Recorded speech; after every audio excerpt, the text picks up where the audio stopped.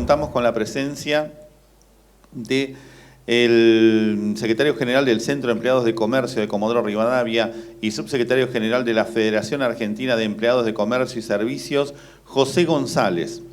Está también presente Juan Mario Pais, abogado, asesor letrado y apoderado legal, judicial y administrativo del Centro de Empleados de Comercio. Y también contamos con la presencia del doctor Eugenio Gómez Carrasco, asesor legal del gremio del Centro de Empleados de Comercio. Para mayor conocimiento, José González estuvo como delegado de empleados de la Cooperativa de Personal de YPF. Ocupó el cargo de subsecretario general del Centro de Empleados de Comercio de Comodoro Rivadavia. Asumió como secretario general por el fallecimiento del compañero Domingo Miranda hasta la fecha. Fue secretario de Asistencia Social de la ex Confederación General de Empleados de Comercio. Ocupó la Secretaría de Acción Social de la Municipalidad de Comodoro Rivadavia. Fue ministro de Bienestar Social de la provincia del Chubut. Estuvo como director de la Caja de Asignaciones Familiares, hoy ANSES, estatizada por el expresidente Menem y el ministro de Economía, Domingo Cavallo. Fue director del Instituto Asegurador Mercantil. Fue electo como subsecretario general de FAESIS, cargo que ejerce hasta la fecha. Secretario general del Movimiento Mercantil del Interior, cargo que ocupa actualmente. Miembro titular de UNI, cargo mundial en representación de FAESIS. Y fue vicepresidente del Partido Justicialista de la provincia del Chubut por 24 años consecutivos. Con ustedes el señor José González.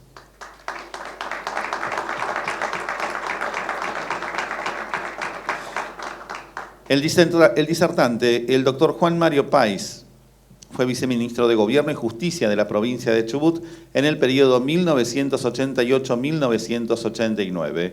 Fue autor de la Ley de Creación de la Secretaría de Trabajo y de la reivindicación del poder de policía de trabajo por la provincia de Chubut.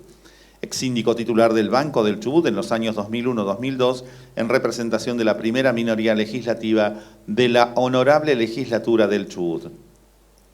Exdiputado de la provincia de Chubut en los periodos 1991-1995 y 1995-1999, desempeñando respectivamente las vicepresidencias primera y segunda de la legislatura provincial.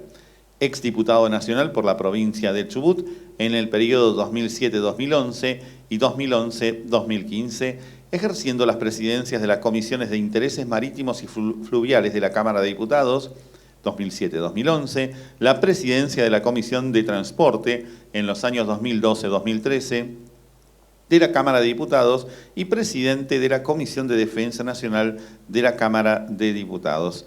Ex senador de la Nación, representando a la provincia de Chubut en el periodo 2015-2021, habiendo ejercido la presidencia de la Comisión Bicameral Mixta Revisora de Cuentas de la Auditoría General de la Nación, y también fue consejero del Consejo de la Magistratura de la Nación en los periodos 2017, 2018 y 2019. La presentación para el doctor Juan Mario Pais. Vamos a avanzar en el otro punto que era al que queríamos adentrarnos, que hace también a la formación sindical de ustedes, los delegados, que es el problema que estamos teniendo a nivel del DNU 70/23, de la situación que se ha generado ahora con el rechazo del Senado y la dificultad que yo veo que no va a ser fácil que lo rechace diputados, y si aún lo rechaza diputados, va a quedar un tembladeral jurídico, porque las normas que están derogadas, el rechazo no las repone. Fíjense lo que el rechazo no las depone, porque el rechazo, de acuerdo a la ley 26.122, significa declarar la invalidez, es una expresión, pero la propia ley 26.122 dice que las consecuencias jurídicas de la sanción del DNU quedan consolidadas y tienen sus efectos jurídicos. Y si ha derogado normas, lo que hay es que reponen las normas. Y si el Congreso no las repone, esas normas derogadas están. El único caso de normas que han sido derogadas por otro instrumento jurídico como una ley y ha sido repuesta, son las relativas a un fallo de la Corte en el Consejo de la Magistratura, donde la Corte, en una potestad que no le dio el Constituyente ni la Constitución Nacional, se arrogó la potestad de decir esta norma es inconstitucional y repone la vigencia de una norma derogada, se convierte en legislador. Este es el caso para integrar el Consejo de la Magistratura. Y yo puedo hablar en algunos aspectos por alguna experiencia. Yo he sido parte del Congreso, tanto como diputado como senador, he integrado la Comisión Bicameral de Trámite Legislativo. Hay dos comisiones que prevé la Corte que debe forzosamente cumplimentar el Congreso de la Nación. La Corte, creo que en el artículo 68, si mal no recuerdo, prevé que el Congreso cada Cámara se da su reglamento. El reglamento de una Cámara es una simple resolución para algunos, es una norma que se denomina infraconstitucional, pero es de la máxima jerarquía, tiene casi una condición como si fuera una ley. ¿Por qué? Porque es la regulación del procedimiento de las cámaras para la sanción de las leyes y la ejecución de sus atribuciones constitucionales de cada una de las cámaras. Y luego prevé en todo el texto de la Constitución la posibilidad de dos comisiones bicamerales. Una, la de trámite legislativo, porque el 99, inciso tercero, y después entre las obligaciones del jefe de gabinete prevé que cuando el Poder Ejecutivo dicte algún decreto de necesidad y urgencia o ejerza alguna potestad delegada para las dos cosas, debe dentro del plazo de 10 días el jefe de gabinete remitir esa norma a la Comisión Bicameral de Trámite Legislativo para que ésta se expida también en un plazo perentorio de 10 días y después pueda ser tratada por el Congreso, aun que no se expida, rechazando o aceptándolo. ¿Qué hace el Congreso? La ley 26.122 fue una ley sancionada creo que en el 2005, incluso desde autoría cuando era senadora la doctora Fernández de Kirchner, y había la posición mayoritaria en la doctrina, decía que bastaba que una de las cámaras expresase el rechazo para que perdiera validez la norma del DNU, y la norma prevé que tienen que rechazarlo las dos cámaras. Es muy difícil que el diputado lo rechace, el tiempo está pasando, la Corte no está fallando. Los únicos tribunales que fallaron en tiempo y forma fue la Cámara Nacional del Trabajo, suspendiendo la aplicación, pero esa suspensión no tiene efecto retroactivo a la entrada en vigencia de la ley del DNU. Y hay efectos jurídicos que aunque se deje sin efecto el DNU, deberán ser recompuestos por una disposición normativa del Congreso de la Nación.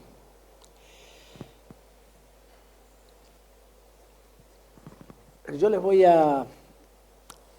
hice una tabla comparativa que después Matías se la puede mandar a cada uno de ustedes. ¿Y saben por qué la hice? Ahí tiene una copia Eugenio.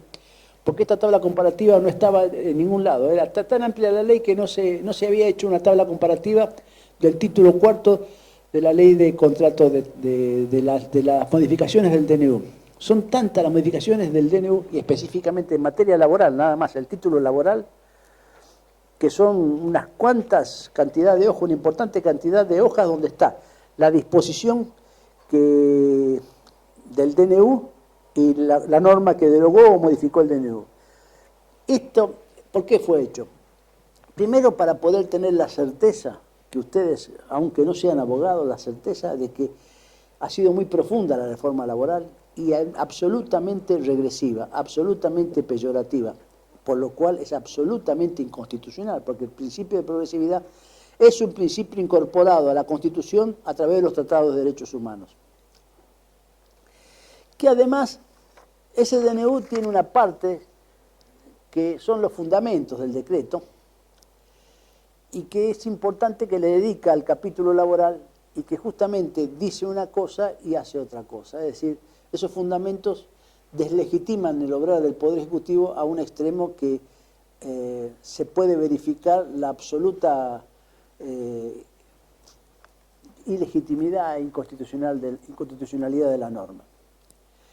En el artículo 99, inciso tercero de la Constitución, vino a saldar una discusión jurídica importante, que son los llamados decretos de necesidad de urgencia, que fueron primero un invento de la doctrina constitucional y del derecho público, donde algunos presidentes casi tímidamente, salvo los gobiernos de facto, dictaban normas de carácter legislativo muy puntuales, y esas normas de carácter legislativo después se solicitaba que fueran ratificadas por el Congreso. En la historia del derecho público nacional hubo presidentes que ejercieron durante muchos mandatos gran cantidad de normas. Uno de ellos fue Carlos Menem, que incluso dictó algunos decretos de necesidad de urgencia muy importantes y anteriores a la reforma constitucional, porque la Constitución recién reconoció el DNU, el decreto de necesidad de urgencia, con la reforma del 94. Uno de esos decretos, que es el decreto 2284, que era el decreto de regulación llamado decreto Dominicone, que después fue ratificado por ley del Congreso de la Nación. Luego tenemos en esta historia de la Carta de Necesidad de Urgencia solo 3 antecedentes de megas DNU, megas decretos. Ese que mencioné, que es anterior a la reforma constitucional, el DNU 27/18 de enero de 2018 del presidente Macri, que después el Congreso lo dio vuelta, lo derogó, que era un DNU, creo que yo tenía 70 artículos y que avanzaba sobre muchas materias, algunas laborales también. Y después tenemos este DNU, que directamente pulverizó una cantidad importantísima de leyes, las derogó y otras las modificó. Se nos cuentan que son leyes para que la sociedad esté mejor, para que progrese, se habla de la ley de alquileres. Nosotros nos vamos a detener en lo que nos interesa en este momento, que es el capítulo laboral, que es el título 4, que modificó en profundidad las normas que defienden a los trabajadores. Y todas, absolutamente todas, salvo una, y relativamente una muy específica, son peyorativas, son perjudiciales, son un retroceso, son aquellas que violan nuestros derechos fundamentales. Yo le voy a leer la parte pertinente, porque el DNU tiene fundamentos, como todo decreto, a diferencia de las leyes, que integran y dan cuenta de las razones que tuvo el presidente para dictar esta norma. Debiendo tener presente que el 99, inciso tercero de la Constitución dice así, comienza: queda absolutamente prohibido que el presidente de la Nación, palabras más, palabras menos, pueda dictar leyes. Si lo hace, serán nulas de nulidad absoluta. Después dice, salvo excepcionales casos de necesidad y urgencia, coloca una excepcionalidad absoluta, una excepcionalidad debidamente fundada, podrá dictar decreto de necesidad de urgencia, que sean normas de carácter legal, pero en tal caso deberá, dice, remitir dentro del plazo, que ese decreto debe ser firmado por todos y cada uno los integrantes del gabinete, como incluso en este caso ustedes van a ver que firma el presidente, el jefe de gabinete y todos los ministros, porque si no, no tiene validez el DNU. Tenemos el caso de que este DNU incluso creo que está judicializado porque tiene falsedad ideológica. Uno de las firmas digitales que cuenta es de la canciller Diana Mondino y dice que fue puesta en Buenos Aires porque tenía el toque de alguien en Buenos Aires cuando la canciller estaba fuera del país. Así que es un tema que lo tendrá que resolver los jueces. Pero después el presidente de FAIT, haciendo en su casa, firmando un acuerdo en el cuarto piso del tribunal, no creo que resuelvan que hay falsedad ideológica en este caso. Dice así la ley: debe ser remitido al Congreso, a ambas cámaras. Ambas cámaras lo giran a la Comisión Bicameral Mixta Revisora de Cuentas, y la Comisión Mixta Revisora de Cuentas debe, en un plazo también de 10 días, emitir dictamen para que pueda ser tratado por cualquiera de las cámaras del Congreso. La ley 26.122 es reglamentaria del 99, inciso tercero de la Constitución, y prevé que para que pierda validez, para que se derogue técnicamente. ¿Por qué pierda? Porque la palabra invalidez está más relacionada con el derecho administrativo, y si fuera nula de nulidad absoluta se le retrotraerían los efectos jurídicos. Pero en cambio la ley dice que pierde validez, pero se consideran consolidados y han regido los efectos jurídicos, con lo cual la norma que está derogada. El DNU, nosotros incluso nos juntamos en Buenos Aires a instancias de José González con los abogados de la Federación y planteábamos, ¿te acuerdas, José?, que había que lograr que la medida cautelar de suspensión fuera antes de que entrara en vigencia. Es decir, el DNU fue dictado el 21, el gobierno con gran torpeza, porque el propio presidente dijo ya rige a partir del día de hoy, y como no le pusieron que el DNU regía a partir del día de la fecha, rigió conforme el Código Civil a los 8 días de su publicación. Entonces estábamos en Buenos Aires, creo que fue antes de Navidad o el día después de Navidad, y estábamos elaborando uno de los tantos presentaciones que se hizo, la CGT la hizo también ese mismo día, y lo que se pedía en la CGT y lo que también decíamos nosotros en Comercio era que el DNU no debía entrar en vigencia, por lo menos el título cuarto. ¿Para qué? Para que no, por ejemplo, no consolidara perjuicios como la derogación de leyes.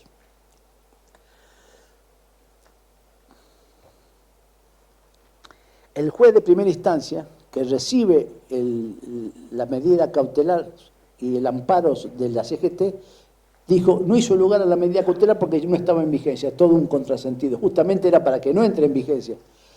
Y después es sujeto a la apelación y la Cámara, en la Cámara de Feria, la Cámara de Apelaciones del Trabajo, creo que al 3er o 4º día de enero, decreta la suspensión, pero por supuesto la suspensión de aplicaciones a partir de ese día. Entonces tenemos algunos problemas jurídicos muy serios, muy serios. Pero vamos a comenzar, vamos a hacer una síntesis, si no, no vamos a llegar, porque el secretario general me va a tocar a por lo menos 1:20. Tenemos 50 minutos más.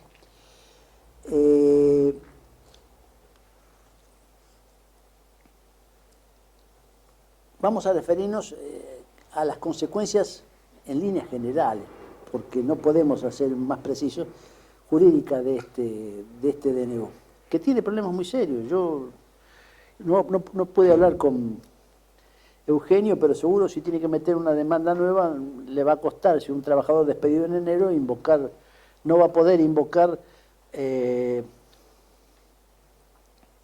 la indemnización agravada, o la va a poder invocar, pero va a tener que decir para el caso que la repongan, porque hay dificultades. Y yo les voy a contar por qué las puedo expresar, porque tengo la experiencia de haber sido un legislador, de haber actuado en la comisión bicameral, de haber presentado proyectos de ley y de haber sido testigo de cuando se volteó por derogación, pero no porque pudimos declarar la invalidez, el megadecreto de Macri del 2018, el 27/18, quedaron normas que no fueron repuestas hasta el día de hoy y quedaron derogadas. Y algunas son rarísimas, jurídicas. Por ejemplo, el artículo más importante de la Ley de Defensa del Consumidor, le digo, que es el artículo 13, el que habla de la publicidad, en realidad fue derogado por el DNU porque fue modificado por otro, pero después se derogó ese DNU y nadie lo repuso. Y si ustedes se meten en la página de Infolec, lo puede hacer ahora Eugenio, que es por internet más rápido, el artículo 3 de la 24.240 dice: texto vigente conforme informe de la Cámara de Diputados de una comisión de la Cámara de Diputados, que solo puede emitir dictámenes, no puede determinar que un texto siga vigente. En realidad ese texto no está vigente porque fue derogado. Yo en el año 2018 presenté un proyecto de ley para poder reponerlo. Estuvo en trámite legislativo. Después nos tocó otro, es decir, en otro de los DNU nos modificó el embargo de la cuenta sueldo. Mientras fui 14 años legislador, algunas leyes laborales pude lograr que se sancionaran. La mayoría, media sanción cuando era diputado, y después cuando las pude recuperar en el Senado logramos la sanción. Una de las leyes de mi autoría era la del embargo de la cuenta sueldo, que debía tramitarse con el empleador para evitar que se embargase de más. Los trabajadores tienen, ustedes saben, una inembargabilidad de la cuenta sueldo en porcentaje. Todo lo que supere el 20% de lo que excede el mínimo vital y móvil es inembargable. Salvo que sean litis expensas o alimentos. Deuda alimentaria sí es embargable y la litis expensas. El resto no. Pero ¿qué ocurre? Los trabajadores en la cuenta sueldo, que es una cuenta que estaba regulada, hoy no está regulada porque la ha derogado este DNU, aunque esté suspendido, no la han repuesto, era una cuenta que el Banco Central determinaba que fuera gratuita. Usted no le debían cobrar ninguna comisión. Lo que pasa es que los bancos vienen al otro día que le abrieron, le ofrecen tarjeta de crédito. Y ahí firman y empiezan a pagar gastos aparte, porque le ofrecen servicios asociados. Pero la cuenta sueldo era gratuita. Las extracciones incluso de la cuenta sueldo con la tarjeta de débito no debían ser con cargo, pero si uno, después firmando las otras beneficios, iban a tener esto. ¿Y qué pasaba?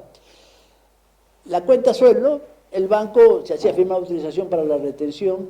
También, si usted tenía una deuda por alquiler o por lo que fuera, si le hacía el embargo al empleador, el empleador está obligado a verificar los límites del embargo, porque si no incumple el artículo 132 de la ley de trabajo, y él no puede embargar de más, le tiene que decir al embargante, mire, señor, yo no, más allá de la orden del juez, señor juez, esto excede el monto del embargo, y el juez ahí resolverá, porque el empleador está obligado. Cuando se inventó la cuenta sueldo, iban a los bancos y le embargaban el 100%. El 100%, trabajadores iban al banco y tenían un embargo de 2, 3 millones de pesos, un embargo por un accidente de tránsito, le embargaban todo el sueldo, porque le embargaban no al empleador, le embargaban la caja, los fondos que tuviera depositados, dice, en cualquier cuenta. Entonces, hicimos una ley que los embargos de la cuenta sueldo no podían realizarse a entidad bancaria. Si venía el embargo de la cuenta sueldo, el banco informaba, tomo nota, el trabajador tiene una cuenta sueldo, pero no le puede embargar. Deberá recurrir por la vía competente. ¿Y qué decía la ley? La ley decía, estaba reglamentada, que debía tramarse el embargo con el empleador. Porque además el empleador era el único que podía saber si estaba o no superando el límite de embargabilidad. Era una norma protectoria del salario. Bueno, eso quedó derogado. Creo que está en el 147. ¿Por qué? Porque el DNU la modificó, cuando se derogó el DNU quedó esa norma sin articular. Después presentamos otro proyecto, a mí me costó algunos años poder sancionarlo, está en trámite, hoy creo que ya cayó, perdió estado parlamentario. Es decir, que tenemos un montón, un tembladeral jurídico con el DNU 70. La única forma de superarlo es que la Cámara de Diputados le declare la invalidez y después una norma jurídica reponga las normas derogadas, pero no va a tener efecto retroactivo, es decir, va a quedar un lapso de tiempo muy importante. La otra cuestión es que la Corte case la sentencia y utilice lo que ya hizo el precedente, que es en el fallo del Consejo de la Magistratura, que es un fallo donde la Corte legisla. El primer fallo donde la Corte legisla es un fallo laboral, en el caso Bisotti. Caso Bisotti, la Corte dicta una sentencia que tiene efecto erga omnes y que fue virtualmente una ley, que es la del tope del 33% de descuento. Y después el segundo caso es este del Consejo de la Magistratura, donde declara la inconstitucionalidad de una norma y repone una vigencia de una norma derogada. La Corte legisló. ¿Y cómo será de grave que legisló sobre esa norma que le atribuye la presidencia al presidente de la Corte y que le posibilitó que la misma Corte repone por sí, y digo yo, repone en contra de la Constitución, porque la Constitución dice que no legisla la Corte, el único que legisla es el Congreso, repone por sí y asume la presidencia del Consejo de la Magistratura. Y yo puedo hablar porque he sido integrante del Consejo de la Magistratura, como que he sido también integrante del Congreso en ambas cámaras. Estas son las dificultades que tenemos con el DNU. Esto es un tembladeral jurídico y el DNU realmente pulverizó un montón de leyes laborales. Yo me voy a permitir, es una carilla, leerles textual la parte que en materia laboral son los fundamentos del presidente de la Nación para dictar este DNU. Está hablando el marco de la emergencia, echándole la culpa a los gobiernos anteriores, que seguramente mucha culpa tienen. Y lo lamento, porque realmente los gobiernos anteriores han producido que esté hoy gobernando él. Mucha gente lo votó pensando que las promesas y el compromiso, y que esto era el cambio y que el cambio era necesario. La sociedad no se equivoca, pero la sociedad vota conforme a lo que le dicen que van a hacer. Y una de las cosas de la premisa esencial es que acá iba a sufrir una sola parte, que era la casta, y que no va a sufrir el pueblo. Y a lo mejor hoy estamos advirtiendo con crudeza que no se están cumpliendo las promesas electorales, que es la violación de lo que se denomina muchas veces el contrato electoral. Entonces, en este marco, dice el presidente de la Nación, que todo esto transcurre en medio de una situación de enorme gravedad social como consecuencia de una economía que no crece desde el año 2011. Que el empleo formal, sientan esto, en el sector privado se mantiene estancado en 6 millones de puestos de trabajo desde esa fecha, lo que ha provocado la anómala e inaceptable situación de que el empleo informal supere el formal en un 33%. Este dato, por supuesto, que es como las estadísticas que muchas veces invoca el presidente de la Nación, incomprobable. Pero es un dato que estadísticamente se puede inferir. No debe ser muy alejado de la realidad. Que por ello los salarios reales se encuentran en un nivel inusualmente bajo, ubicándose a finales del mandato de la administración anterior en torno a los $300 mensuales. Eso es 6 veces inferior al nivel existente durante el periodo de convertibilidad. Y por supuesto ahora es como 20 veces inferior al actual, porque hoy no llega, el mínimo vital y móvil no llega al 50% de esta cifra. Que la consecuencia de la catastrófica política económica y social aplicada por la administración anterior es una caída abrupta del salario de los trabajadores en todo el país del 45%, lo que resulta en un 45% de pobreza, hoy están en 55, 56, y en un 10% de indigencia, hoy está en un 20%. Esto se dictó hace 2 meses, ¿no? Que en los últimos 12 años el PBI per cápita ha caído un 15% en un contexto donde el país acumuló la inflación aproximadamente el 5.000%, demostrando cabal de que nuestro país ya se encuentra inmerso en una estanflación desde hace más de una década. En este marco, dice así, que es fácil advertir que la actual administración ha recibido, es decir, el presidente Milei, un país en donde casi la mitad de la población es pobre y con un tejido social completamente deteriorado, donde más de 20 millones de argentinos no tienen acceso a una vida digna por estar presos de un sistema que solo genera más pobreza. Hasta ahí, más allá de alguna cuestión que disiento en la cifra, el diagnóstico puede ser compartido o no, pero tiene bastante razonabilidad. Sigue sosteniendo que más de 6 millones de menores de edad pasan hambre, no tienen acceso a condiciones dignas de vida y, como es evidente, ni siquiera pueden asistir regularmente a la escuela. Esta frase debe ser después analizada con crudeza, porque hace 2 meses que no reciben alimento de los comedores y porque se le quitó a todas las provincias el fondo de participación de incentivo docente, que era un fondo específico que contribuye el Estado Nacional a los salarios de los empleados públicos docentes.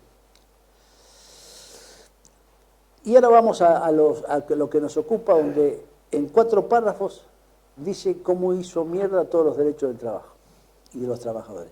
Que el trabajo productivo, inclusivo y digno, centrado en un contexto social adecuado, es la principal herramienta de crecimiento para una comunidad que busca la distribución equitativa de los bienes producidos, dado que sin producción no hay distribución posible. Esta frase es para aplaudir. Sigue diciendo que los emprendimientos esencialmente privados resultan el mejor recurso para la contención social, a través del empleo y la generación de bienes y servicios necesarios para la vida de toda la sociedad, y para ello se requieren cambios que permitan una expansión de la demanda de trabajo en el país.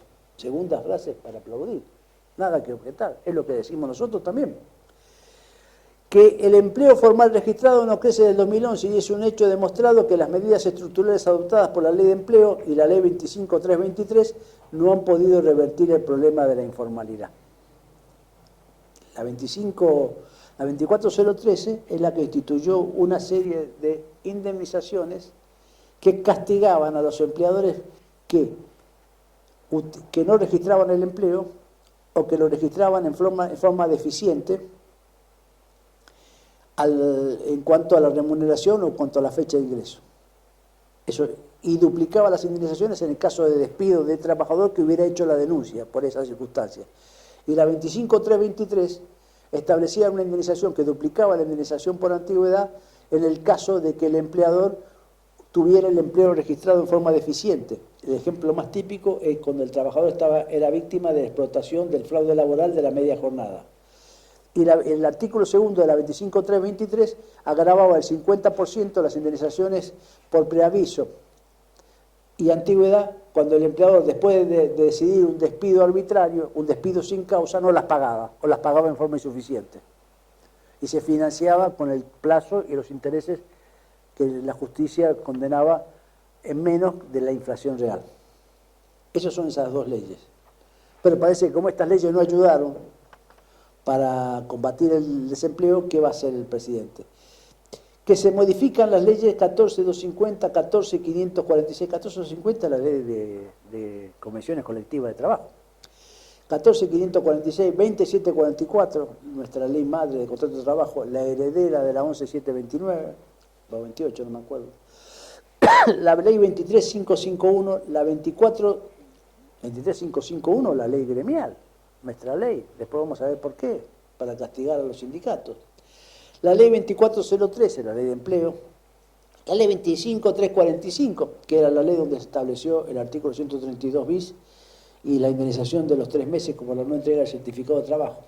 Ambas herramientas fundamentales, la 132 bis para lograr la mejor recaudación cuando el empleador incurre en el delito de retención indebida de aportes y contribuciones, y retención indebida de aportes y contribuciones con cargo sindical, con cargo de seguridad social y hasta con cargo mutual o hasta por otros efectos. Cuando el empleador retiene y no ingresa lo que retuvo, porque el empleador cree que lo que debe pagar es el neto y lo otro es de él, y lo otro no es de él, lo que sale como descuento en el recibo de haberes de ustedes es plata de los trabajadores, y si no las ingresó, se está quedando con plata de un tercero. Pero ahora lo vamos a derogar, porque tenemos que favorecer al empleo o al empleador tramposo. No sé, creo que favorecer al empleador tramposo. Dice la ley 26.727, la 26.844, la 27.555, que son incluso los agravamientos indemnizatorios en la ley de trabajadores de casa particular, en el estatuto del peón rural, del trabajador rural.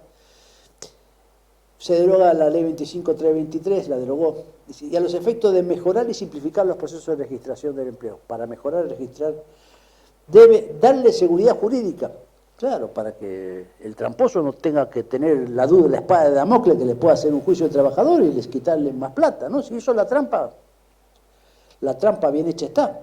Aumentar el periodo de prueba, si no me alcanza con 3 meses, llevarlo a 8, y no me alcanza con no definir la no contratación, realmente manteniendo la precariedad en el empleo, redefinir la procedencia de los descuentos salariales convencionales. No, ¿para qué vamos a hacer fuertes los sindicatos? Necesitamos que los sindicatos sean débiles, porque ellos confrontan. Es más, nosotros en este momento tenemos el aumento paritario, no lo están homologando, porque conseguimos demasiado buen aumento, y acá hay libertad para todos menos para los salarios van a la baja.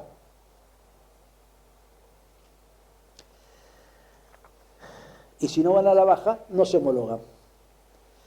Redefinir la procedencia de descuentos salariales convencionales, autorizar a las convenciones colectivas a explorar mecanismos de indemnización alternativos como a cargo del empleador. Eso puede ser interesante, hay que explorar, hay que reglamentar.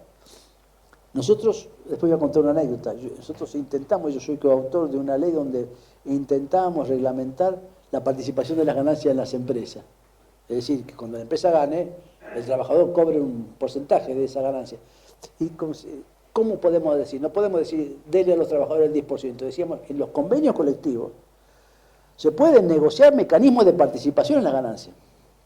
Que eso eventualmente puede legitimar más cuando algún empleador quiere hacer participar a los empleadores de las consecuencias disvaliosas de la actividad. Cuando, por ejemplo, el caso del despido por causa económica, caso fortuito, fuerza mayor no imputable al empleador, el trabajador contribuye con el 50% de su indemnización. Ahí participamos en las pérdidas, pero no en las ganancias. Autorizar a las comisiones a explorar mecanismos alternativos, tal como el implementado en algunas actividades. Esto quiere decir la construcción. La construcción es malo, pero tiene otra necesidad, eso es por la precariedad y la transitoriedad del empleo. Pero cuando la construcción tiene actividades permanentes, como la actividad petrolera, se queda desnaturalizado el sistema del Fondo de Desempleo. Que en adición a ello se ofrece mecanismos para que los trabajadores independientes, y acá fíjense, estamos modificando la regla fundamental de la consideración del empleo, se modifica el artículo 23, y estamos habilitando para que los desempleados nunca más puedan tener un empleo registrado. Porque fíjense lo que dice, que se ofrece un mecanismo para que los trabajadores independientes, es un eufemismo para decir desempleados o los monotributistas que hacen changas, ese eufemismo, sigan siendo monotributistas y haciendo changas, puedan operar en sistemas flexibles de colaboración hasta 5 personas, es decir, 5 trabajadores en negro con libertad para pactar la remuneración, es decir, te pago lo que quiero, lo que vos aceptés, lo que yo te pueda pagar, me facturas, es la flexibilidad más absoluta. Ni el gobierno más flexible se animó a tanto. Y además quitamos el concepto central del empleo. Con esto ningún comercio más vamos a tener un empleado de comercio, el comercio que tenga 4 empleados lo va a tener más en blanco. ¿Les queda claro? Y no va a tener más una obra social buena. Vayan los que son monotributistas a conseguir una obra social. Además porque se paga 2 pesos de monotributos. Están desfinanciadas todas las obras sociales que van con los monotributistas. Que en otro orden, la política aeronáutica después sigue en una parte. Entonces acá viene lo esencial de a dónde apunta la reforma del artículo, la reforma del capítulo 4, que ha generado el absoluto, unánime rechazo de todas las organizaciones sindicales, que ha generado la medida de acción directa del 24 de enero y que ha sido central en la generación del rechazo de la Cámara de Senadores. El DNU es inconstitucional porque el presidente de la Nación, invocando una excepcionalidad que no era tal, y en un periodo donde el Congreso no estaba imposibilitado de sesionar, sino que en ese periodo se había cortado el periodo de sesiones ordinarias, dictó el DNU el 21 y llamó al Congreso el 24 o el 25 para sesionar en sesiones extraordinarias. ¿Qué metió? Una super reforma, derogó 300 leyes, modificó muchas leyes, el Código Civil, la legislación de alquileres. Algunas reformas eran necesarias, pero el presidente no legisla, dice el Congreso, dice la Constitución. Es excepcional, es materias. Las únicas, menos mal que el constituyente, y digo menos mal porque les voy a explicar por qué, le privó de 4 materias. No se puede legislar en materia de ley penal, sino esta reunión podría ser delito. Porque hay libertad para todo lo que quieran los libertarios, que aquí está libertad. Para discutir salarios no hay libertad. En materia de partidos políticos, en materia de régimen electoral y en otra materia muy importante, tributarias. Por eso no pudo reponer el impuesto de la ganancia. Porque si la Constitución no lo hubiera establecido, mire, puede editar un DNU para todo, menos para esto, no puede inventar delitos, no puede modificar impuestos o crear impuestos, no puede modificar legislación de los partidos políticos, tendríamos que haber colocado las organizaciones sindicales, pero no podía igual, porque está en la convención, debe respetar la autonomía sindical y la libertad que está en los convenios de la OIT, pero igual avanzó. Esto esencialmente nos enfrenta a una situación donde en todas y cada una de las reformas, las que eliminó todas las multas y todas las indemnizaciones tarifadas para proteger y castigar el fraude laboral. Yo me pregunto entonces, el razonamiento, ¿debo estar como viejo alterando mi recta razón y mi lógica, que es la siguiente?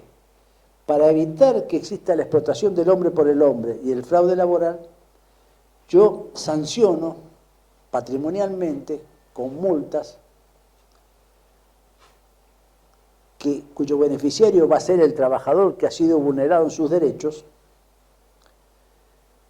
y esa posibilidad de la multa tiene que ser disuasoria para que el empleador no incurra en ese fraude. Es más, la ley incluso no habla de automaticidad de las multas. La ley 2403 dice que el trabajador tenía que hacer una intimación y era bastante complicada, porque debía intimar al empleador específicamente detallando qué consistía el fraude, cuándo había ganado, su jornada de trabajo, su salario, y debía dentro de las 24 horas, es decir, el mismo día, hacer una notificación de esa intimación a la FIP.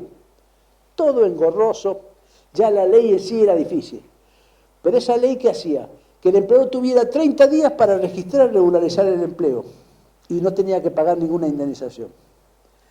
En el caso de que ello no ocurría, debía pagar las indemnizaciones que regulaba la ley, que son, por ejemplo, el 25% de los salarios pagados en menos o no pagados durante el periodo no registrado. Y después, si en el caso que hubiera despido dentro de los 2 años, debe pagar el doble de las indemnizaciones emergentes de la ruptura del contrato de trabajo. Esa norma parece que lo que generaba era más trabajo en negro, es decir, era una disuasión del empleador, pero fue eliminada. Seguramente los empleadores que explotan a los trabajadores ahora van a ir corriendo a registrarlo, porque si ya no tengo... Ahora es gratis evadir. Después teníamos otra norma, como la 25345, la de los 3 meses de indemnización por la no entrega del certificado de trabajo, hoy está derogada. Si no entrego el certificado de trabajo, pero hay otra norma más importante que estaba al costadito, que muchas veces no es la constancia documentada del ingreso de aportes a la seguridad social y sindicales, que era importante porque ahí en esa constancia muchas veces el empleador dejaba las huellas de que había retenido y no había ingresado aportes. Entonces tenía el 25345, también tenía el 132 bis, una norma muy importante, que le daba incluso 30 días al empleador para regularizar la situación si había metido la mano en el bolsillo del trabajador. Meter la mano en el bolsillo del trabajador es cuando tengo aportes que le descuento y no los ingreso, le estoy robando al trabajador y al organismo al cual ese trabajador debe contribuir. Y me estoy cuidando con dinero ajeno. Y para que eso no ocurra, el trabajador tenía una herramienta, intimarlo al empleador, a quien le daba la ley 30 días, un decreto reglamentario, la ley le daba menos, pero un decreto reglamentario le daba 30 días para que fuese, pagase todo, pagase con intereses y se liberase. Y si no hacía eso, tenía que pagarle al trabajador despedido 1 mes de sueldo por cada mes que estuviera sin integrar esos aportes, una sanción importante, que se licuaba en el tiempo porque con la inflación, imagínense. Pero eran elementos disuasorios. Y aparte, ¿quién era el beneficiario? El beneficiario era el que había sido víctima del fraude laboral, el que había sido víctima de la retención indebida de aportes. Ahora, para mejorar y que los empleadores vayan corriendo a registrar el empleo, el gobierno eliminó todas esas indemnizaciones que usualmente los jueces llamaban multas, las eliminó. Ahora, ¿ustedes qué creen? ¿Que va a ser más fácil o más difícil tener trabajadores en negro? Va a ser más barato, al menos va a ser más barato tener trabajadores en negro. Y si es más barato y sin sanciones, es más fácil. Pero para que no quede en duda dónde vamos, inventamos este colaborador independiente. Sí, modificamos el concepto de contrato de trabajo. Cuando hay trabajo subordinado, en todos los casos que hubiera trabajo subordinado, era contrato de trabajo. Acá es trabajo, salvo que esté dentro de los 5 estos que van a ser colaboradores independientes. La mitad de los empleados de comercio de Caleta Olivia están en comercio, serían colaboradores independientes. No empecemos a ver ahora artículos como el 241, que también fue modificado con el artículo 15 para que puedan ser homologados, donde se pacten retiros voluntarios, acuerdo de extinción del contrato de trabajo por 2 monedas, con la garantía de que después se vuelven monotributistas y con trabajadores independientes. Esos trabajadores van a rifar su seguridad social, sus obras sociales, van a rifar las asignaciones familiares y fundamentalmente van a rifar buena jubilación porque van a tener el aporte de monotributista. Pero la ley está armada para que el proceso fuera que no quedara en una ciudad como esta ningún comercio chico con trabajadores dependientes en blanco. Todos como colaboradores independientes. Es una reforma no soñada por nadie en términos de avance contra la solidaridad, muchachos. Esto es terrible. Es terrible. Esto lo vamos a poner a disposición, porque la mejor forma de que ustedes lo lean es medio complicado, pero que lean la norma proyectada. Se modificó hasta el artículo 9. ¿Qué es el artículo 9? Es la consecuencia y la expresión del principio protectorio que emerge del 14 bis. Ahora, los jueces tenían la obligación que en un juicio, ante la duda, debían fallar a favor del trabajador. Ya de por sí, la mayoría de los jueces no hacían caso a esa norma. Teníamos que bregar con prueba casi imposible para lograr sentencias. Pero ahora incluso le manda al juez, relativiza este principio y le manda, busque la verdad material. Busque la verdad material, como diciéndole, no trate de... Y la carga de la prueba, se mete en la carga de la prueba para que no existe la carga dinámica de la prueba, sino que sea que si el trabajador alega esto, lo tiene que acreditar y si no, que se joda. Ustedes saben, alguno ha sido víctima de despido, cuánto le cuesta conseguir un testigo, hablábamos recién del acoso. Tenemos que luchar contra las adversidades que son fundamentalmente las consecuencias de un estado de necesidad, las consecuencias de que el trabajador puede ser víctima, y es víctima muchas veces, de móvil, de acoso y fundamentalmente de desprotección ante sus derechos, porque puede ser víctima de un despido arbitrario cada vez más abaratado. Pero bueno, para hacer mejor la reforma laboral, abaratamos el costo de las indemnizaciones. Entonces cambiamos la legislación del 245, el despido por causa arbitraria, disminuimos la base de cálculo de las indemnizaciones. Establecemos ahora, en época de inflación, el promedio de las remuneraciones variables, pero no un promedio actualizado, el promedio. Limitamos, impedimos que se compute el sueldo anual complementario. En el país, casi la única jurisdicción que no computaba el SAC era la de los tribunales ordinarios del trabajo de la capital, en un plenario vergonzoso que fue el plenario de Toulouse, que se dictó con una cantidad insuficiente de jueces. Pero en la provincia de Buenos Aires, en todas las provincias, no sé, en Santa Cruz, en Chubut, se considera el sueldo anual complementario, era parte del salario, porque se gana mes a mes. El mismo principio por el cual se computa para el preaviso, el mismo principio para el cual se computa para la indemnización por vacaciones no gozadas, cuando he despedido a un trabajador. El aguinaldo lo cobro en junio, lo cobro en diciembre, pero lo voy ganando día a día. Por eso si a mí me despiden en mayo, me tienen que pagar el proporcional de los 5 meses de aguinaldo, porque lo fui ganando día a día. Entonces, cuando me deben calcular la indemnización un mes de sueldo por cada año de antigüedad, incluíamos nosotros el aguinaldo. Incluíamos la mejor remuneración, las horas extras. Si un trabajador venía prestando horas extras todos los meses y un mes trabajaba más horas extras, ese mes lo usaba como base para mejorar la indemnización. Pero era una parte del salario normal y habitual. Ahora no, voy a tener que hacer un promedio que me va a bajar la indemnización. No le voy a poder incluir el SAC porque me modificaron el 245. ¿Dónde se respeta el principio de progresividad? Pero esas no serían, fueron múltiples las modificaciones. Otras, incluso la de la cuenta sueldo. Hasta la forma de recibir el salario la puede ser pagado en efectivo o en una cuenta bancaria, pero con sutileza me están eliminando la cuenta gratuita reglamentada por el Banco Central. Miren, la cuenta sueldo es negocio para los bancos. Se pelean. Si un trabajador, ustedes prendan la publicidad y los bancos le están sacando todos los días publicidad que si usted le lleva la cuenta sueldo le dan 100.000 pesos de compra y muchos beneficios. Porque a los 2 minutos el trabajador le entregan una tarjeta de crédito y otros beneficios más. Pero igual le quedan beneficios. Por ejemplo, la tarjeta de débito de la cuenta sueldo, esa va sin cargo. Y en una cuenta en caja de ahorro normal, usted tiene 5 extracciones y todo lo demás se paga el cargo. Y si yo voy a otro cajero, pago el cargo. En la cuenta sueldo no. Es decir, que igual, aunque se peleen los bancos, porque él es mucho negocio y le puedo vender servicios, aún así la cuenta sueldo también es beneficiosa para el trabajador. La estamos eliminando. No voy a hacer que hay que hacer negocio de los bancos. Fíjese cuánto subieron las acciones bancarias en los últimos 2 meses. Muchos subieron. Más que el resto de las actividades productivas, más que las alimenticias, más que todas. Pero no paramos ahí todavía. Son muchas las reformas que se hicieron. Casi la única reforma no peyorativa, la voy a decir porque es una excepción, pero igual es peyorativa, son las del artículo 255, que fue modificado en el año 2016 por una ley de mi autoría, y el artículo 276. El nuevo artículo 255 dice que el empleador puede descontar de un trabajador reingresado lo que le pagó en la primera desvinculación, por igual concepto, por indemnización por despido, por ejemplo. Y ese descuento deberá ser actualizado por el IPC con más de un 3% de interés. Es importante. Antes, ¿qué decía la ley? La ley, antes hablaba de actualización, la ley que modificaron de mi autoría decía que el trabajador, por igual causa, menos mal que eso lo dejaron, es decir, si yo había echado a un trabajador por causa económica y después lo quiero despedir por antigüedad, no le podían descontar eso, era por igual causa. Si la echaba y le pagaba la indemnización del 245, por la misma indemnización del 245 le podía descontar.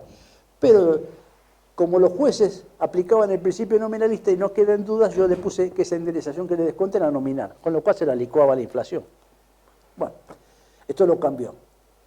¿Qué picardía tiene esa norma? Primero, los intereses. Es inadmisible que una deuda actualizada de valor descargue intereses, porque acá no había mora. Estoy estableciendo, como no hay mora, son intereses compensatorios. ¿Compensatorios de qué? Para beneficiar al empleador del 3% anual. Ese es el primer disvalioso. Ahora, ¿cuál es la otra norma? Que mejora un poco, la 276. 276 de la Ley de Contratos de Trabajo dice que ahora las indemnizaciones deberán recomponerse a valores actualizados. Pero nunca podrá ser superior a la actualización que dé el IPC, el índice de precio consumidor. La otra es automática, esta no. Si el juez quiere pagar menos, puede pagar menos. Lo que no puede superar esa. Es la primera diferencia. Y le impone la misma tasa. Pero en este caso hay tasa por mora.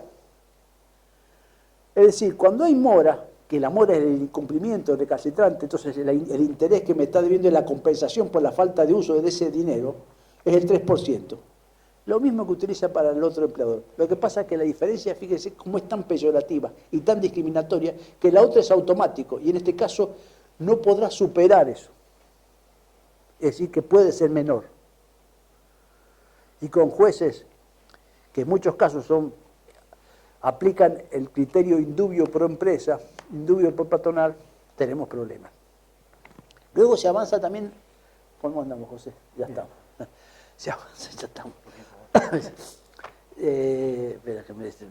Se avanza reglamentando el derecho de huelga y fundamentalmente volviendo a una ley que fue sancionada durante el gobierno de la Alianza, volviendo a los principios de una ley, que gracias a Dios, como duró tan poco, no se pudo instrumentar en gran medida, la ley 25.520.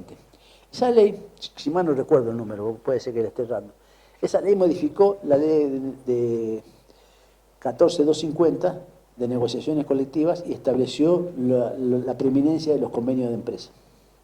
Ahora volvemos al mismo principio. Es decir, un convenio de actividad, un convenio de empresa. Nosotros nos establecieron dos normas importantes. La primera es, en la reforma, es prácticamente deja sin efecto y derogadas, si no existe una ratificación patronal y de los trabajadores expresa, todas las cláusulas obligacionales. ¿Se acuerdan cuando yo les hablaba de los derechos de los delegados y del convenio colectivo nuestro? Eso saben que son cláusulas obligacionales. Los convenios colectivos tienen dos tipos de cláusulas. Esto se acuñó durante la última dictadura militar, fundamentalmente. Había cláusulas obligacionales y cláusulas normativas. Las cláusulas normativas de un convenio son todas aquellas cláusulas que regulan las condiciones del contrato de trabajo. Las licencias que benefician a los trabajadores por fallecimiento, familiar, el régimen, los salarios, el básico, el encuadramiento del trabajador de acuerdo a la categoría, el adicional por presentismo, el adicional por antigüedad, la entrega de ropa de trabajo. Todos esos elementos que hacen a las condiciones de trabajo se llaman cláusulas normativas. Esos, al menos, esta ley les reconoce la ultraactividad. Es decir, que el convenio, mientras no se negocie un nuevo convenio, eso sigue vigente. ¿Me explico? Pero después dice, hay otras cláusulas, que son las cláusulas que son obligaciones para el empleador o para las partes, pero para las partes colectivas, que no regulan el contrato de trabajo en lo específico. Eso se denominan cláusulas obligacionales. ¿Ahí cuáles entran? Las cláusulas de contribuciones. Ahí entra la cláusula del artículo 100, cláusula obligacional, que aunque logre la ratificación, después la queremos relativizar también por otro lado. No solo, aunque la ratifiquen, puede ser dejada sin efecto por el trabajador. Porque me modificaron el 132 de la Ley de Contrato de Trabajo en cuanto a las retenciones. Es un mecanismo de pinzas para quitar derechos a los trabajadores, a las organizaciones sociales que defienden a los trabajadores, que son los sindicatos, y fundamentalmente en todos los aspectos para abaratar el costo laboral con menos derechos, que tiene impacto económico. Estos menos derechos violan justamente principios incorporados por los tratados de derechos humanos, que son materia constitucional. El principio central es el de progresividad.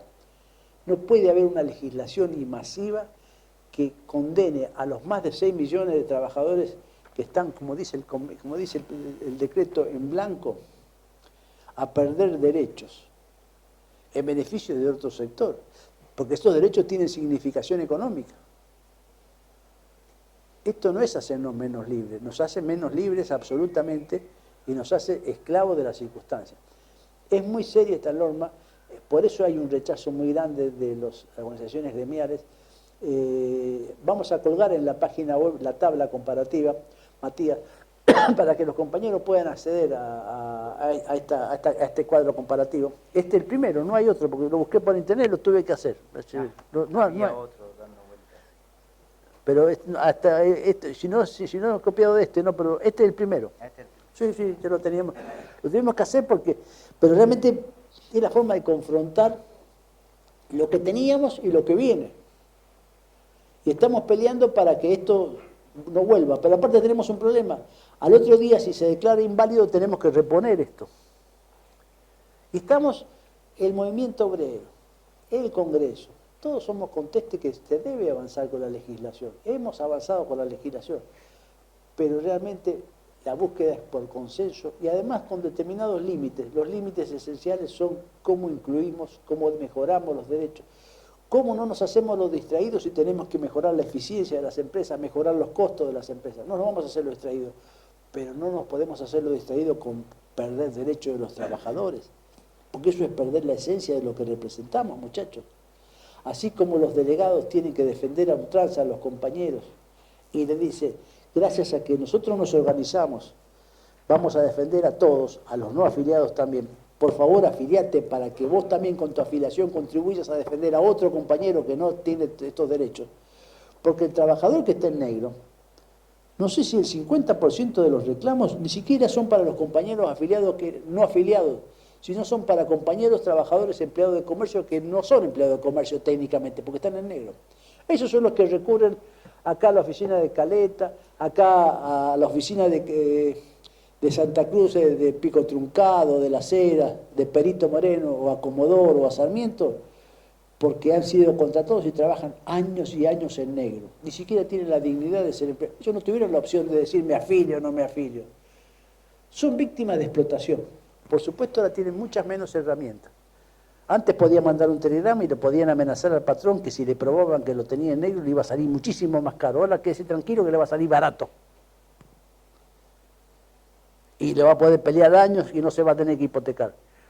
Pero, ¿qué era una sanción? Por eso incluso la jurisprudencia, quitándole el concepto que decían las leyes de indemnización, hablaban de multas. Pero estas sanciones eran los castigos que les imponía la legislación por el fraude laboral. A las cosas hay que llamarlas por su nombre. La palabra fraude laboral dejó de existir en el derecho argentino. En el DNU no existe más. El empleador que no registra pasa a ser, se le ha eximido prácticamente de todo tipo de sanción. Entonces, esos trabajadores que son absolutamente desamparados, siempre tenían un palenque y van a seguir teniéndolo, que va a ser nuestro gremio y seguramente los gremios hermanos. No son pocos, pero ahora, desgraciadamente, si no cae este DNU, van a ser muchos más. Hola, buenos días. Buenos Mi días. nombre es Karina. Yo trabajo en la Anónima. Yo quería hacerle una consulta. Sí, por favor. Sin desmerecer todo el trabajo que hace el equipo de gestión, los delegados y todos, ¿cuál es el inconveniente? O sea, ¿qué es lo que impide el paso de un empleado part-time a full? Yo estoy afiliada al sindicato y también hago el aporte como lo hace un empleado full y cada vez son más las trabas en lo cual no podemos lograr de que el sindicato pueda hacer las tratativas para que pasemos a full. O sea, ¿qué es lo que impide? Yo sé que quizás la patronal lo hace para abaratar costos, capaz le conviene tomar personal eventual cada 3 meses, veo pasar los chicos cada 3 meses. O sea, me gustaría saber, o sea, qué es lo que impide la negociación. Los trabajadores a tiempo parcial, contrato de trabajo a tiempo parcial, que es una modalidad legal. Mucho nosotros no podemos interferir cuando es una potestad que la ley le otorgó al empleador. Nosotros actuamos en muchos casos porque esa potestad legal tiene unas regulaciones que son bastante restrictivas y que hacen que el empleador no pueda hacer trabajar horas extras a ese trabajador, y cuando la viola tiene que pagarle el 100%. Entonces, nosotros estamos muy atentos de asesorarlos, de presentarlos a los trabajadores y de actuar. Siempre gestionamos, pero no es materia de una negociación particular. Siempre gestionamos que los trabajadores a tiempo parcial, si obedecen a un real motivo de la empresa, no decimos, no podemos intervenir. Lo mismo pasa con los trabajadores del periodo de prueba. Eso de que usted menciona de 3 meses no son eventuales, son trabajadores que hay un uso del periodo de prueba y mientras no lo repita el mismo trabajador lo pueden hacer. Lo que estamos viendo, y por eso la importancia de esto, es que el periodo de prueba lo va a ser de 8 meses. Usted no lo va a ver 3 meses, lo va a ver 8 meses y a los 7 meses y 10 días los va a ver afuera. Nosotros queremos que el periodo de prueba sea lo menos prolongado posible. Hemos tenido vigente años anteriores y periodos anteriores hasta 6 meses. Ahora lo llevaron a 8, que nos parece una enormidad. También tenemos otros problemas. Muchas empresas tienen tercerizado actividades fundamentales y también nosotros tenemos que intervenir. Nada impide la negociación. Es más, siempre estamos negociando, niña, siempre estamos negociando. Nosotros nos sentamos con la patronal y siempre se le está reclamando eso. Es más, siempre se le reclama hasta de más. Pero la diferencia que hay es cuando la empresa utiliza una herramienta que la ley le habilita, nuestro reclamo es débil, es un pedido. Cuando nosotros vemos que la empresa exacerba y utiliza una herramienta que la ley no la habilita, ahí exigimos. Los casos que usted me planteó son reclamos donde la ley les facilita. Lo que pasa es que esta nueva ley que les va a dar mayores facilidades, lo que va a hacer es que tengamos mayor debilidad. Nosotros tenemos que reclamar, nada nos impide. Es más, le aseguro, y le aseguro porque conozco, y además porque participo, que nosotros somos inflexibles en reclamar. Cuando vemos que la empresa desnaturaliza una herramienta y evade el margen de la ley, somos inflexibles. Si tuviera en falta, estaríamos haciendo inspecciones, pidiéndole las multas, apretando los clavos que tenemos que apretar para lograr esto. Nosotros no nos gusta el trabajo a tiempo parcial. Yo creo que fue una mala reforma esa que se hizo en el año 2009. Yo era legislador, yo la voté. Y realmente pensábamos que iba a mejorar los niveles de contratación. Y a veces estas cosas no son lo que pensamos. Es decir, ojo, que un trabajador a tiempo parcial incluso en realidad hace mayores aportes a la obra social porque paga el tributo completo.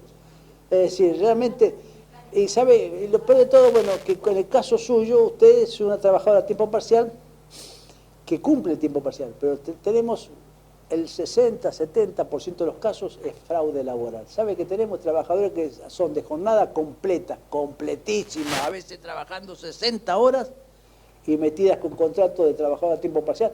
Y ni siquiera hablemos de 24, media jornada, hasta le ponen 20 horas. Si con todas estas penalidades tenemos un nivel de evasión y de fraude laboral tan grande, ahora que estamos sacándole las penalidades, no me imagino lo que estamos viviendo, dónde vamos a parar. Es materia de regulación. Si a ustedes lo importante para nosotros es que el trabajador de tiempo parcial pase a ser de tiempo completo. Somos muy exigentes en cuanto a que el trabajador no extienda su jornada, no le trabaje ni siquiera sabe cuándo los feriados. Una vez que tiene estabilidad, no es más, fíjese, la ley de contrato de trabajo dice que el feriado se debe remunerar de una determinada forma. Nosotros como sindicato decimos que no nos gusta eso y le aconsejamos a nuestros trabajadores y a nuestros delegados que el feriado se pague como hora extra. Que no es lo mismo que dice la ley, que se pague como hora extra todo, porque el empleado de comercio es trabajador mensualizado. Porque como está en la ley, el feriado es más ventajoso para el jornalizado que para el mensualizado. Entonces nosotros nos ponemos, decimos, como el feriado es voluntario, El sindicato va y negocia y le dice, el feriado para nosotros vale el doble, pero el doble, es decir, la hora simple más la hora extra. Y si no, le aconsejamos al trabajador que no lo trabaje. Lo mismo pasa, usted trabaja algún feriado, quiero que figure la hora extra, y automáticamente ese mes le vamos a exigir al otro mes que le pague el salario completo, porque se está violando su derecho a tener el salario partido. Es decir, usemos las herramientas que tenemos a nuestro alcance, el sindicato le va a dar el asesoramiento, pero también depende de su caso. Pero cuando el empleador está actuando dentro del margen de la ley, es más difícil. Nosotros tenemos que gestionar y no exigir. Cuando está violando la ley, exigimos. Un poco para clarificar el hecho de por qué hoy algunos empresarios, estudios contables están manifestando que el aporte solidario del 2% lo quieren hacer ver como que va a ser un incremento salarial si queda firme el decreto 70 del 23 y que no lo hagan directamente más a las entidades gremiales. Que usted nos pueda explicar para que todo entienda el real trasfondo de por qué quieren desfinanciar a los gremios y no tener ese poder de negociación para los reclamos de los trabajadores y de los delegados en la representación que hacen día a día.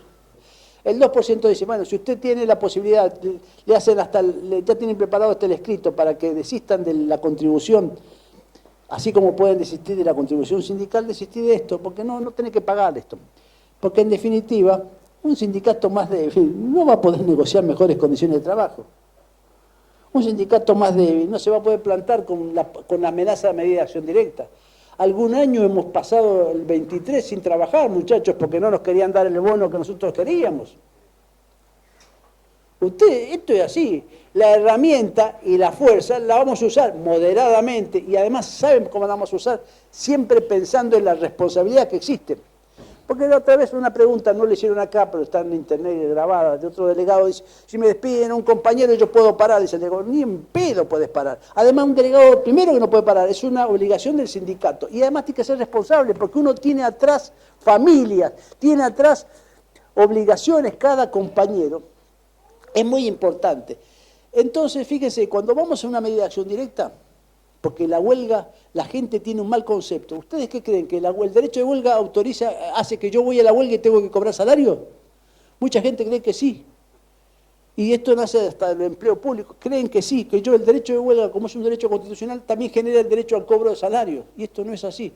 No existe una norma que diga que el salario... Existía una norma y fue derogada por el proceso militar.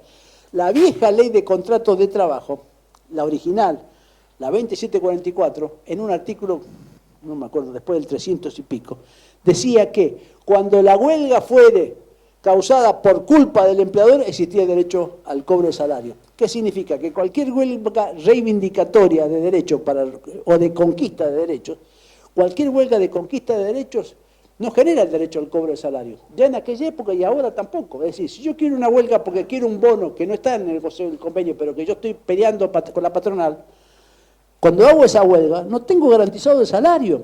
Por eso, cuando se hace el petitorio, se ponen los puntos y dice el último punto, pago de los salarios caídos, porque tengo que negociar, porque el trabajador que hizo huelga muchas veces no sabe que ese día no está generando salario. Si no trabaja, no genera derecho a salario.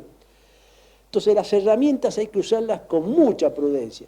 Los delegados con mucha prudencia. Y la debilidad de los sindicatos hacen que sean menos efectivos en la defensa de los derechos e intereses de los trabajadores. Entonces, seamos claros, sindicatos más débiles, desfinanciados, hay que pararlos frente a la patronal. Hay que contratar servicios jurídicos, hay que contratar servicios sociales, hay que contratar beneficios para la gente. Los sindicatos más débiles y más débiles patrimonialmente van a ser víctimas, van a ser más fácil que los trabajadores sean violentados en sus derechos. Esto es de la naturaleza de las cosas. Si más fuertes somos y aún así tenemos que luchar diariamente contra el fraude, contra la evasión, contra la explotación, contra el acoso de los trabajadores, porque son la parte más débil de la relación, seamos claros, son la parte más débil. Y la única forma de que el débil sea más fuerte es uniéndose. El famoso axioma de la organización, la cual vence al tiempo. Si nosotros, todo lo que está acá es para debilitarlo, regulando el derecho de huelga, debilitando la funcionalidad de los sindicatos y fundamentalmente debilitando también patrimonialmente y además en sus derechos. Y segundo, debilitando los convenios de actividad. Cuando se está hablando dándole preeminencia a los convenios de empresa, muchas veces los convenios de empresa con sindicatos de empresa que se los va a habilitar más rápido, van a negociar condiciones más flexibles y a la baja. Es de la naturaleza de las cosas, ¿no? El más débil negocia en debilidad. Bueno, en principio agradecerles a los profesionales que estuvieron aquí, que le estuvieron explicando a todos ustedes los inconvenientes futuros que vamos a tener, presentes y futuros. También quería manifestarles que en nuestro sindicato a nivel nacional, que fue la vieja Confederación y hoy FAECIS, tiene la personería número 1, por eso es la más importante de los gremios a nivel nacional. Por eso muchos nos miran de costado, nuestros pares de otros gremios. Y porque nuestro gremio está a lo largo y ancho del país. En cualquier lugar ustedes van a encontrar una oficina de la obra social y del gremio. No así, no lo van a ver en otros gremios. Entonces, ¿a quién recurren los trabajadores de ese lugar? Vienen a nuestros gremios. ¿A quién recurren los monotributistas? Vienen a nuestra obra social. Y todo eso, en alguna manera, muchas veces uno dice, uy, mirá lo que tenemos. Pero en el caso de los monotributistas, nos empiezan a desfinanciar nuestra obra social. Tenemos muchos inconvenientes económicos, porque ya tenemos más de 600.000 monotributistas adheridos a nuestra obra social. Seguramente van a venir más. Por ahí nosotros decimos, che, pero los culpables somos nosotros por estar en todo el país. Pero nosotros realmente cumplimos porque sentimos la parte gremial, porque sentimos la defensa de la gente que no está indefensa. Por eso es que nosotros acá vamos haciendo este tipo de estructuras sindicales. Ya en Perito Moreno lo tienen, una infraestructura muy importante, en Las Heras. En Pico Truncado tenemos una debilidad, tenemos propiedad, pero es chica. Ahora tenemos Caleta Olivia, que es grande, y Sarmiento, que todavía no tenemos propiedad. Pero ya vamos a llegar con todos para ir haciendo todo este tipo de encuentros y poder irle esclareciendo. Sabemos que por ahí podemos tener falencia, compañera, sabemos. Hay veces que no se puede todo, pero de a poco vamos a ir solucionándolo y para que ustedes vean la importancia de este gremio. El primer ministro del Interior del general Perón fue Ángel Gabriel Borlengui, que fue secretario general de nuestra confederación. Y así hay muchos dirigentes de gran valía. El movimiento, cuando decimos MMI, Movimiento Mercantil del Interior, anteriormente era el Bloque del Interior, que se formó porque las grandes ciudades o provincias más importantes se quedaban con todos los cargos nacionales. Nosotros no llegábamos, nos llegaban muchas provincias y se formó el Bloque del Interior, que hoy es el Movimiento Mercantil del Interior, para aglutinar todas las filiales del interior y poder discutir de igual a igual a las grandes conglomerados de filiales que eran numéricamente más grandes. Y hoy el Movimiento Mercantil del Interior, el cual presido, es el más grande de todos los movimientos. Hay 5 movimientos en la federación que van componiendo distintos gremios. Y nosotros hemos empezado a recorrer el país. Esto que hacemos acá lo hacemos en todos lugares del país. Y nuestro movimiento creció en forma exponencial, ya que hace 24 años yo soy el subsecretario general de la federación por el apoyo que tenemos y porque en un congreso somos mayoría.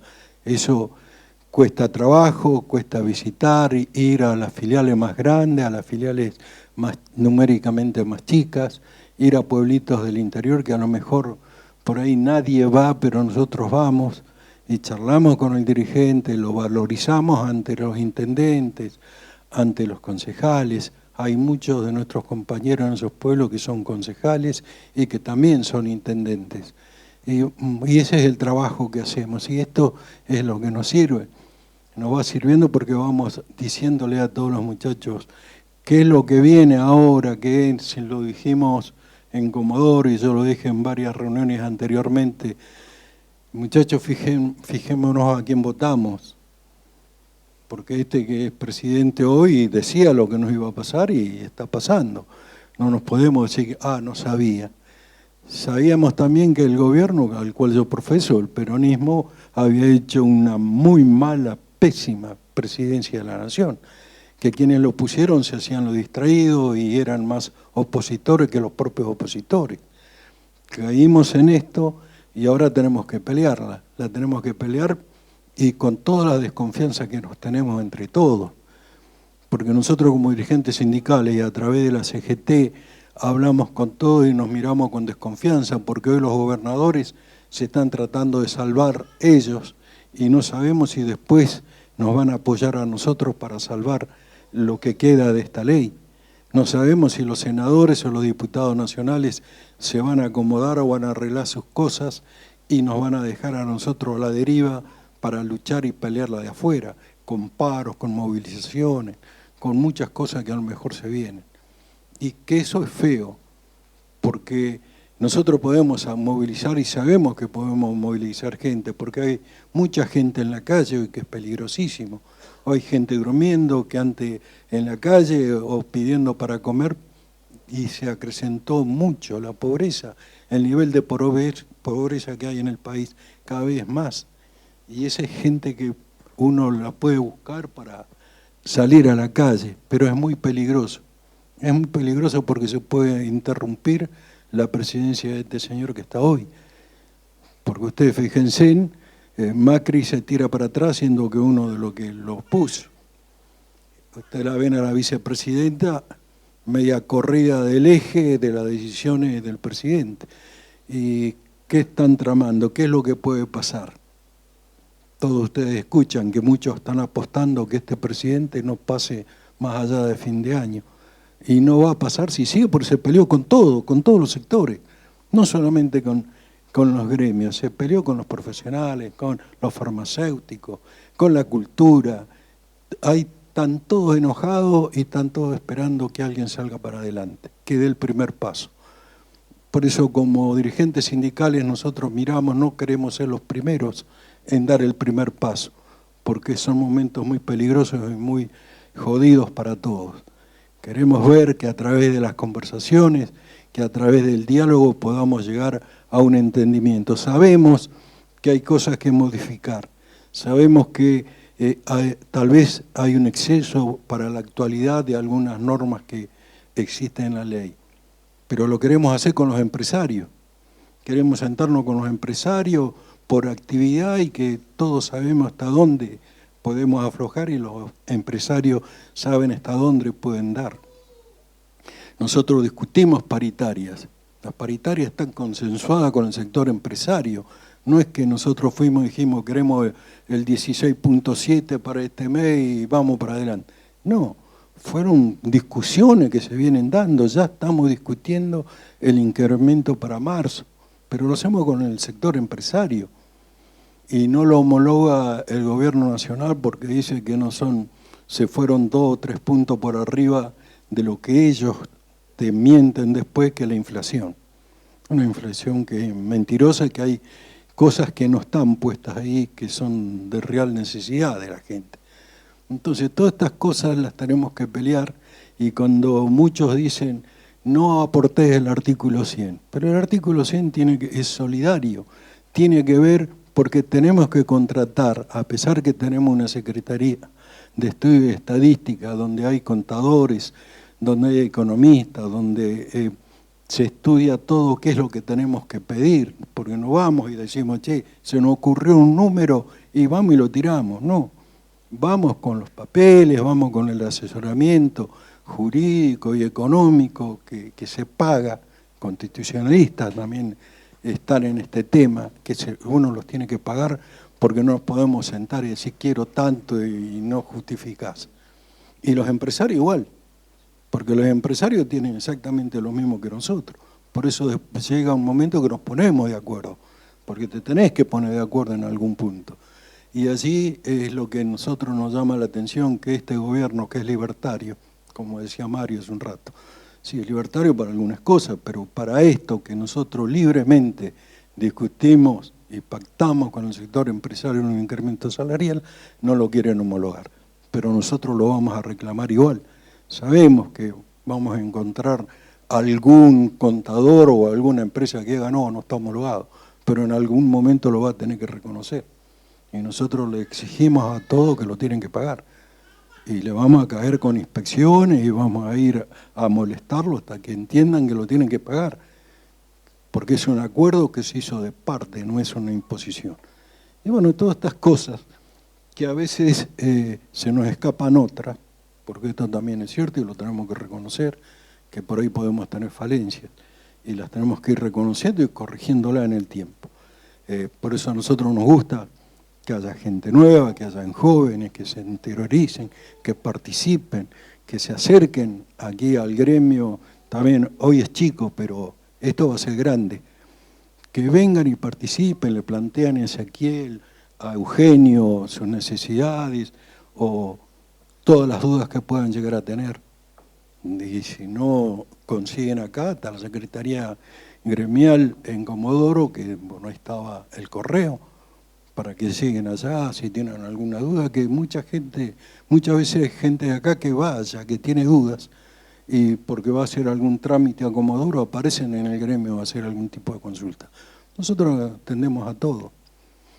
Atendemos a aquellos que se benefician, que no están afiliados, pero sí, por el artículo 100, que ellos aportan para pagar todo lo que yo les decía, porque ellos también se benefician. No es que nosotros discutimos solamente para el afiliado, todos se benefician. Cuando nosotros hicimos paros en los distintos supermercados por el tema del bono de fin de año, en Comodoro también lo hicimos, se beneficiaron todos, no dijimos, che, esto es solamente para los afiliados. No, fueran para todos. Entonces, ese esfuerzo que hacen cada uno de los afiliados con su aporte, también lo tienen que hacer ellos. Ellos no nos regalan nada, ni nosotros tampoco. Lo que nosotros ponemos es el esfuerzo de poner la cara, de ir a discutir y de muchas veces quedar mal con mucha gente, pero que lo hacemos por el bien de todos los trabajadores de comercio. Por eso yo los felicito, los insto a que se acerquen al sindicato, que estén, que participen, que hagan preguntas, porque es importante preguntar, no tengan vergüenza, porque por más que por ahí crean que es una pavada, por ahí es una cosa seria. Y nosotros estamos acá para contestarles a todos. También vamos a ir a Puerto Deseado con la compañera Sandra Fuensalida, que tiene un cargo nacional también en la FENAM, muy importante, y es una dirigente que vale la pena que la apoyemos y ir a ese sindicato para hacer este tipo de reuniones. Después con Sandra nos pondremos de acuerdo para ir allí también y recorrer. Vamos a recorrer todas las delegaciones nuestras. Vamos a ir a Perito, vamos a empezar allá arriba con Perito, Las Heras, Truncado, porque tenemos sedes sociales. La más chica, vuelvo a repetir, es la del amigo Martín Macías, pero ya vamos a llegar ahí. Les agradezco y nos vamos a ver muy seguido seguramente. Gracias.